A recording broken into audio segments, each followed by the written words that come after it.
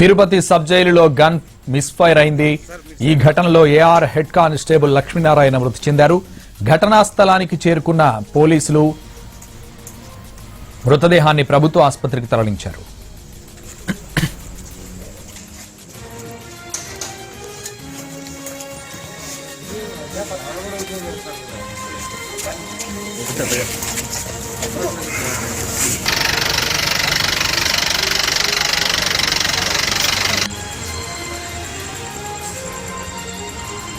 Sir మీరు side రావాలి sir.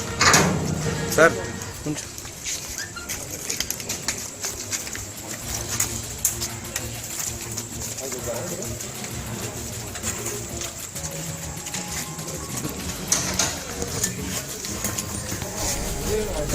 Tirupati sub జైలులో గన్ ఫైర్ కలకలం రేపింది. ఈ ఘటనలో ఏఆర్ హెడ్ కానిస్టేబుల్ లక్ష్మీనారాయణ మృతి చెందారు. ఘటనా స్థలానికి చేరుకున్న పోలీసులు మృతదేహాన్ని ప్రభుత్వ ఆసుపత్రికి తరలించారు. ఇక ఇదే విషయానికి సంబంధించి మరింత సమాచారం మా ప్రతినిధి కార్తీక్ అందిస్తారు. కార్తీక్, గన్ ఫైర్ సంబంధించి అప్డేట్స్.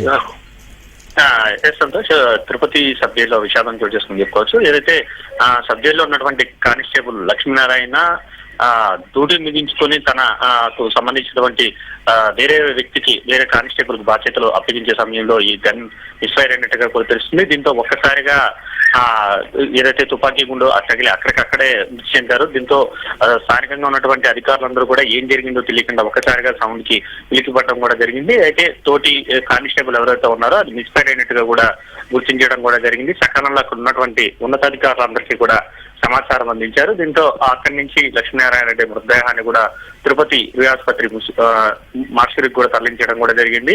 విషయం తెలుసుకున్నటువంటి వారి కుటుంబ సభ్యులు కూడా కన్నీటి పర్యంతమయ్యారు. అనుకోకుండా ప్రమాదవశాత్తు ఇటువంటి టైంలో అనుకోకుండా జరిగింది, ఇటువంటి పరిస్థితి వచ్చింది ఏంట్రా అని చెప్పి కూడా కుటుంబ సభ్యులందరూ కూడా కన్నీటి పర్యంతమవుతున్నటువంటి పరిస్థితి. అయితే గన్ తిరిగి బాధ్యతలు డ్యూటీ ముగించుకుని తిరిగి ఇచ్చే సమయంలో ఈ ఘటన జరిగినట్టుగా కూడా తోటి కానిస్టేబుల్ చెప్తున్నాడు. అయితే దీని మీద విచారణ అయితే కొనసాగుతుందని కూడా అధికారులు చెప్పడం కూడా జరిగింది. Santosh, thank you Karthik.